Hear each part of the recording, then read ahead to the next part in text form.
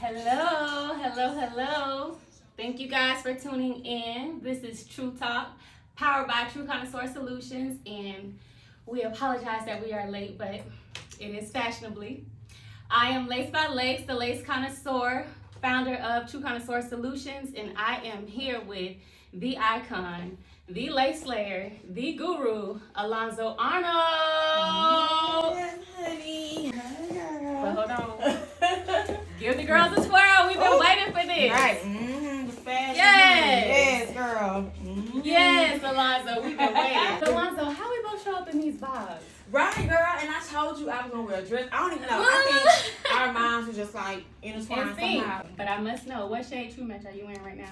10. 10? Always and forever, yes. All right, and I'm a little bronze. I'm a little more sun-kissed. Yes, honey. Sometimes I do that too, and sometimes like when I get my little 10. When you get a little darker, right? Mm-hmm. And then in the winter you get a little Right, light, right? You gotta switch up. You gotta switch yes. your shades up. Yes, You gotta switch switch them up, shades girl. up. Switch them up. So if you could tell us how you got started with wigs, and at like what age did you start in the hair industry? So I started doing hair back in 2012, and I was 21. And no, 22. And I was just tired of being broke and just tired of not having money to eat or stuff like that. And I was just like, well, let me start doing hair because it was something that I kind of loved. Mm-hmm. So I would say I was doing sew-ins and like natural hair at first for like 2 years. And I never forget you did a post where you were like, I'm tired of this wig stuff, something like I can't get these baby hair, I'm going back to my traditional sew-in. Yeah. So at what moment did you feel like, boom, I'm here to lay these wigs?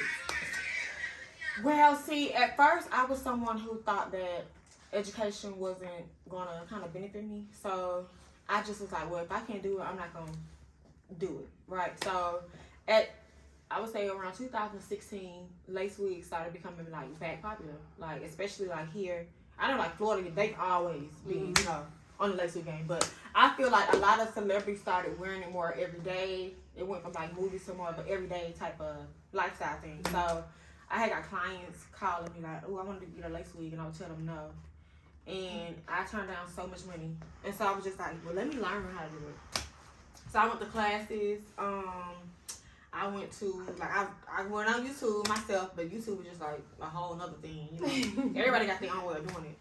So I was like, well, I'm going to start putting them on me and getting someone that I'm comfortable with doing.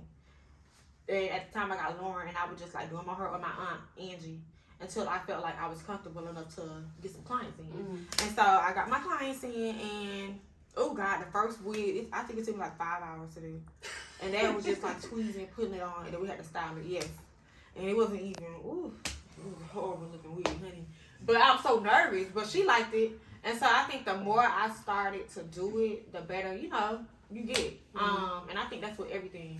And I feel like even now today, sometimes you might mess up on the client, but I just feel like you're never supposed to let them see you sweat or mess up, so, but yeah. And that's so funny because that's actually how I started doing it on myself. And I think that's best. Like when I teach my classes, I always advise that first. Right. And another thing I know about you, you're also so supportive. And I also see you like take different courses from other people. And some people think they're just so big and too talented to continue. I know you don't. I don't give a damn if you got 5 followers. If I want to learn something, I'm going to learn it. If you good at it, I want to learn it. But Alonzo, I got to know. What is the most upsetting thing to you that you see on lace wigs? I feel like the most upsetting thing is either people don't know their like shade, or I feel like it's too much, like it's gunky makeup. Mm-hmm. It just don't, You gonna call them out? Call them out, girl. Yeah. All right. So tell us about the moment that really changed everything in your career. Outside of you just kind of feeling more comfortable with the wigs, like what was that moment where you just like, okay, I'm just about to really take this to the next level? I would say maybe like around 2019. I decided to like stand out from doing baby hairs and more like no baby hair looks. Mm-hmm. And people really love that, especially with the wigs and stuff. So that's actually my favorite too. Yes, a no baby hair look. Clean Beyonce looking like, oh, red carpet look is like, people want that. They want to feel like a celebrity, right? And then I guess you have those times when you really want to feel a little Puerto Rican. Yes, and you want, right. right. A little bit of, and you can, right. But that's what your hairstylist does for you, right? Yes. The one who does your hair? Oh. Well, who is this girl? Did she tap in yet? Is that the master hairstylist? Let me see who who is the that? hairstylist is. Hello? Oh, hey, girl. Hey, boo, how you doing? Oh, so you said you do my hair? Yes, girl, I put that unit on you today. Oh. Yeah. Oh, you did? Okay, so what shade you use then? Yeah. What? You can't name the shades you use then. Did you want to interview me so I can tell you what I did? Yeah. Yeah, come. Yeah, Lauren, let me hear tell you. us what you did, Lauren. We need to know how Alonzo got this slave. So I've been using True Match for years. Okay. I've been putting it out sweet. I used 10 and I had my little brush and I was patting around the curl. You know, I got that burn from that curling iron back in '99, so I be trying to pat over that burn. Oh. And I used my glue, my lemon myrtle glue by Boho. Yeah. Girl. Yes, girl. So let me tell you something. If you say one more lie, you better not tell not near another lie, girl. Not near another lie, girl. Because who did your hair? I did my hair. First of all, Girl, I cut your I hair. did my hair and I did your makeup, baby. That little swoosh swoosh on the side, girl. Huh? That little swoop. Girl, I did my hair, boo. You need to start lying, honey. You just see me using the product and you over here naming products. I did your hair. But you're right, I did. Yes, True Match is what I. Okay, so how long you been using True Match? For years, honey. Girl, so I ain't teach you about True Match. Oh, okay. So this is where that's going. Okay, girl. Oh, okay. I'm the one who told you. Like, right. I'm the one that told you about it. Cause your lace was white and you light. So you needed True Match, baby. You needed it. Dirt lace. Oh, okay. Okay, so now the connection ain't good, girl. Lauren, but we have to say we do appreciate you putting Alonzo Lauren, we appreciate you, girl, for putting Alonzo on and the face card never declines, Lauren. It never declined. I did my makeup. I did my makeup. Yeah. Wow. Yep. Girl. I do her makeup too. Oh, you do Lauren makeup too? I taught Lauren how to do makeup. Iconic. I mean, I taught Lauren how to do makeup because Lauren, she was, her past life wasn't that good. So I told her she needed to make some money. And I was just like, well, girl, makeup I think would be a good college fee. So I took her into my wing and I taught her how to so do you mentor I mentor her. Well, can you teach me? Yeah, I can teach you the thing. What you want to know? Girl, I just need to know how to do my whole face. You could just, you get some brushes and some, your foundation. What kind of brushes, Alonzo? Some makeup brushes. And you tap, right? Tap, tap. The key is blending. Blending. Do I need two different brushes? Just like Just True one? Match. So I can use my True Match brush? Ooh, you probably can. You can dap. Mm-hmm. Lauren, well, we're going to get your information and let everybody know that you are the top stylist in Atlanta to slay those laces, baby girl. And we appreciate you putting everybody on True Match. I'm going to get you. Alonzo, you got to keep it real with us now. I'm keeping it real. Oh. I do my own hair. Sis is really trying to get your audience together. She's trying to, yes, she is, child. So can you tell us what was your most memorable and one of your most favorite celebrity experiences? I would say it would have to be of all celebrities. Aside from Alonzo. Right, aside from me. It would have to be, I would say Megan Thee Stallion. Really? Yes, because she's very giving, and I love her because she gives good gifts, like for birthdays and stuff, and she's so fun to work with, and I just feel like, she's just very fun to work with, and just so, like, I feel so comfortable doing her. She seems like she has similar energy to you, like Yeah. really down to earth. Yeah, kind of she is funny, goofy. Yes, Yeah? child. Yes. Okay. Yes. So now we're going to get into technique Okay. of the lace that you don't do on your own. Oh, okay. Until we figure out who really does your hair. Before True Match, because we know you love your good True Match slay Yes, line. honey. So, Yes. Before All the time. Yes. Before True Match, what was your go-to to make that lace really blended? And what made you switch, or why do you prefer to do the lace tinting method? So before True Match, makeup was the go-to. And it was pros and cons to makeup. It was more cons than pros. Sometimes you wouldn't get your right shade of makeup, and you would have to like go back and put makeup on it. Like, you know how you put the makeup on the lace before you put it down? So sometimes you'll have to go back and like, okay, it looks a little too light, or it might be too dark. And once it's too dark, you like, I gotta take some lighter concealer to apply it and make it blend in. And it's just so time consuming doing that. But when True Match came out, oh girl, it was like a one easy process. And it literally took 30 seconds. And from just spraying it on, blowing it dry, and it's on your head, it's like a True Match, a definite True Match. And I wish it was out sooner, child. Because you would have saved people so much money from just getting makeup all the time and using that versus using this. And child. Thank you, Alonzo. Yeah. Let me tell you what one of my biggest things was with using, because you know I did the wigs as well. And one of my biggest things, like, have you ever had this experience where everything is blended when you're in the salon? Everything is cool, but the moment you hit the sun or you take a picture with the flash on, you can see. That was my biggest thing with the makeup. I didn't like that flashback for my clients. You know what I mean? Where it looks like Casper around the Yeah. So with the True Match, the lace tinting, you know, it helps to prevent that. Leah Bean, would you collab with another hairstylist?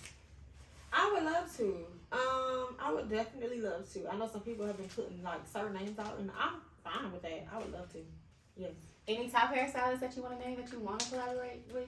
I feel like it would have to be something different from lace, like someone who does, like, it's a girl in Detroit, I forgot her name, the vintage something, and she does like these bomb finger waves and just like these nice vintage looking hairstyles.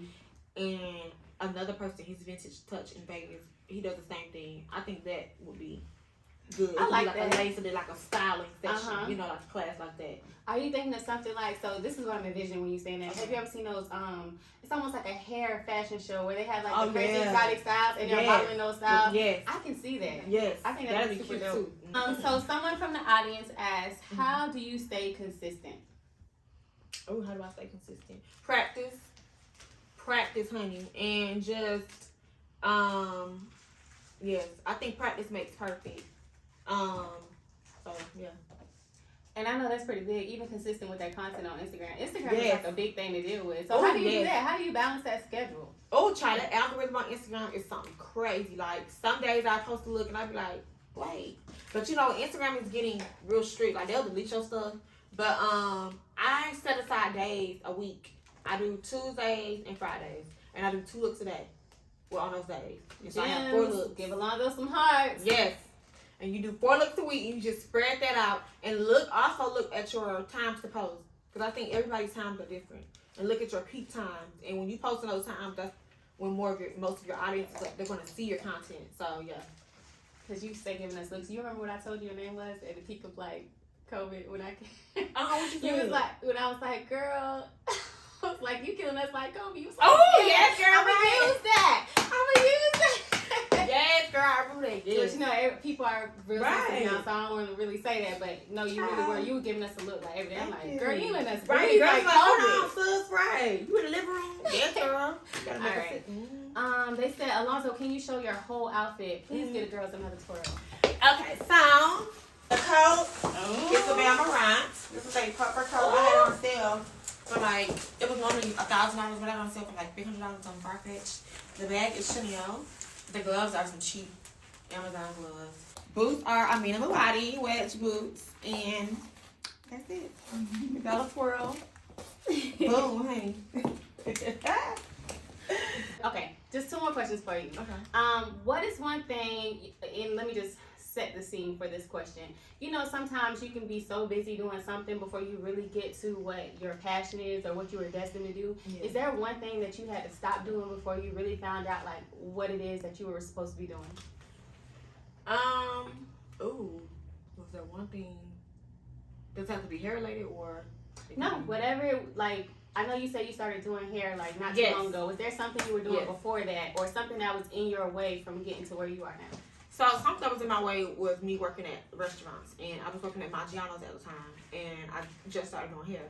And my manager was like, he was so hard on me. Well, he was deserved to be hard on me because I was late all the time. But Fashionably, I'm sure. right, fashionably, like right. But I remember sitting in the car, and I was like, I prayed to God. I said, God, if this isn't for me, just let me know. And so I walked inside, and I just was like, God was just telling me to leave that restaurant. Like, hair is your calling. And I left the restaurant, and I remember my manager called me, and I didn't even answer the phone. Like, never picked up. And I was just like, you know what, I'm just going to start doing it full time. And the couple of clients that I had at the time, like, they would want me to do their hair, like, once a week, but I couldn't because I was working, like, a full-time shift. So I would call them and be like, okay, girl, I'm doing this full time. Like, let me know if you need your hair done. And they, started coming to me. Well, I started going to them once a week. And that kind of started me into becoming the person I am now. I like that story.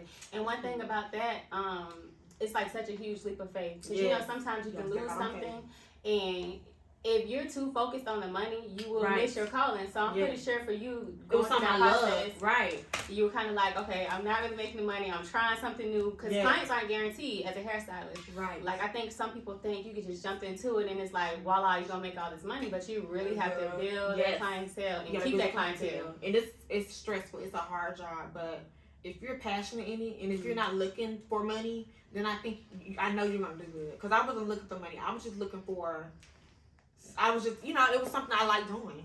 And I had kind of built my clientele up on it. And the thing is, I started Maggiano's, like, I think I was a month in Maggiano's. And there, you make some good money. Like, service walk out with $300, $400 a night. So, for me to just leave that and do this, it's like, I know it has to work. And I think that's a good gem for those who may not have picked up on it in the audience. If you're ever in between trying to figure out your passion and then figuring out like, okay, now I feel like God is telling me to do this, but that means I don't know where my next dollar is going to come from or whatever. Sometimes you really just have to step out there on faith to really find what you are destined for and just be like, believe that it's going to come. Like, don't chase the money, let the money follow you once you get where you're supposed to be going. Exactly. And here is my last question for you. What is a piece of advice for anyone in the audience that's aspiring to be just like you, or a next hairstylist, whether it be with celebrities or they're going to keep it local? Okay, so I have a couple of advice to give you. The first one is be in this 100%. Like, don't come in like with a side job, or I just want to do this to, because I just need some money on the side, or I just want to do this, put 50% in this and go back to my job. Put your all in it